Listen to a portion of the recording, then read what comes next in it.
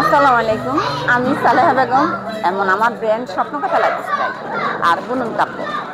আমার জার্নি শুরু হয় 2007 সাল হতে। আমি নিজস্ব প্রোডাকশানে muslin sari, Jamdani sari, two piece, one piece নিজস্ব প্রোডাকশান করে আসছি। আর এই প্রোডাকশান শুরুর স্বপ্নটা আমি দেখেছি একদম আমার স্কুল লাইফ হইতে। আমি ডিজাইন সম্পর্কে খুব সচেতন ছিলাম এবং খুব ভালোবাসতাম নিজের পণ্য ডিজাইন করার জন্য। আর আমি যে সময়ে আমার উদ্যোগটা শুরু করেছি তখন কিন্তু একটা অ্যাভেলেবেল ছিল না। সেই 90 দশকে আমি যখন কাজটা শুরু করতে চাচ্ছি তখন কিন্তু ফ্যামিলি বিভিন্ন কারণে আমার এই উদ্যোগ জীবন বা চাকরি এগুলি করা সম্ভব ছিল না, কেন আমার জয়েন্ট ফ্যামিলি ছিল।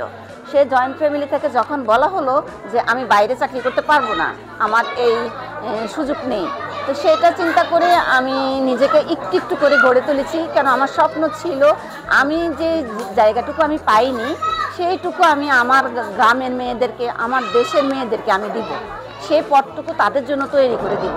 সেই স্বপ্ন থেকে আমি নিজেকে ব্লক, বাটিক, এমব্রয়ডারি এবং সব রকম প্রশিক্ষণ নিয়ে আমি আমার গ্রামে একটা স্বপ্নকথা লাইফস্টাইলের একটা প্রোডাকশান হাউস করেছি এবং একটা সেন্টার করেছি, ট্রেনিং সেন্টার।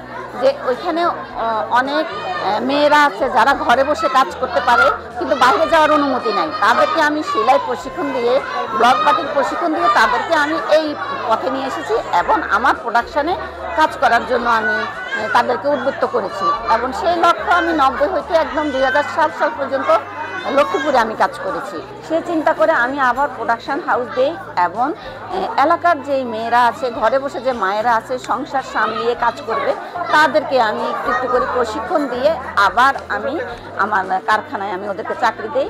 সেই সাথে আমি কারিগর শিক্ষা বোর্ডের অ্যাসেসর হিসাবে আমি নিজেকে অ্যাসোসিয়েট হিসাবে নিজের বিভিন্ন গ্রামে গঞ্জে যে আমি পরীক্ষা নিই এবং অসহায় মেয়েদেরকে আমি ট্রেনিং দিয়ে নিজের পায়ে দাঁড় করাই। মানে আমাদের দেশীয় পণ্যটাকে কেউ তেমন কিন্তু গ্রহণযোগ্যতা ছিল না।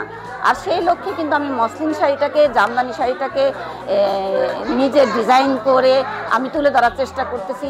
আলহামদুলিল্লাহ আমার হাত ধরে অনেক মেয়েরা আত্মনির্ভরশীল হয়েছে এবং লন্ডন, আমেরিকা, কাতার, থাইল্যান্ড বিভিন্ন জায়গায় আমার পণ্য যাচ্ছে।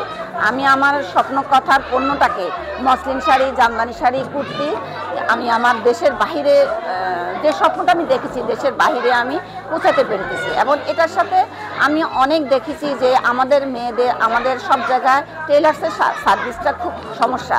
আর সেক্ষেত্রে আমার স্বপ্নকথা বুটিক্স এবং টেইলার্স দিয়ে আমি আমার আশেপাশে সবার যে সমস্যাগুলি সে সমাধান করার চেষ্টা করতেছি। যে নতুন নতুন উদ্যোক্তারা আছে যে সোর্সিংয়ের জন্য, সেলাইয়ের জন্য তারা এই পথে আসতে পারে না, আমি তাদেরকে প্রশিক্ষণ দিয়ে তাদেরকে আমার কারখানা থেকে প্রোডাক্ট দিয়ে এবং আমি যে সমস্যাগুলো ফেস করেছি সেই সমস্যাগুলো আমি এখনকার মেয়েদেরকে দিয়ে ওটা শিখাইয়ে এবং আমার পণ্যটা তাদের হাতে দিয়ে আমি ওদেরকে এই একটা প্ল্যাটফর্ম দাঁড় করাইছি। 19 সাল হতে আবার আমি অনলাইনে এসেছি এবং অনলাইনে চেষ্টা করি নিজের পণ্যটাকে সব জায়গায় ছড়িয়ে দিতে। আমার দেশীয় পণ্যটা যেন পৃথিবীর আনাচে কানাচে পড়ে যায়, আমার স্বপ্নকথা ব্র্যান্ডটা যেন অনেক দূর প্রসারিত হয় এবং আমার হাত ধরে যেন অনেক মেয়ে আত্মনির্ভরশীল করতে পারি, আমি যেন কিছু মানুষের অন্নসংস্থান করতে পারি। আমার সেই লক্ষ্যে আজও স্বপ্নকথা এগিয়ে চলছে। আমার উইশ আমার কারখানাটাকে, আমার প্রোডাকশান হাউস আমি অনেক বড় করব, চেষ্টা করব। এখন 10 জন আছে, আমি যেন 50 জন মেয়েদের, বিশেষ করে মেয়েদেরকে যেন আমি কর্মসংস্থান ব্যবস্থা করতে পারি। আর আমাদের দেশের ছেলেদেরও অনেক বেকার সমস্যা, আমি মার্কেটিং, অনলাইন সব কিছু মিলে যেন তাদেরকে একটা কর্মসংস্থান করতে পারি এবং মেয়েদেরকে আত্মনির্ভরশীল করতে পারি আমি কারিগরি শিক্ষা বোর্ডের মাধ্যমে। আমার যতটুকু জানি আমার স্বপ্নটাকে যেন সবার মাঝে ছড়িয়ে দিতে পারি। আমার এই কারখানা, আমার এই প্রোডাকশান হাউসটাকে যেন আমি অনেক দূর নিয়ে যেতে পারি, এই দোয়া সবার কাছে চাই।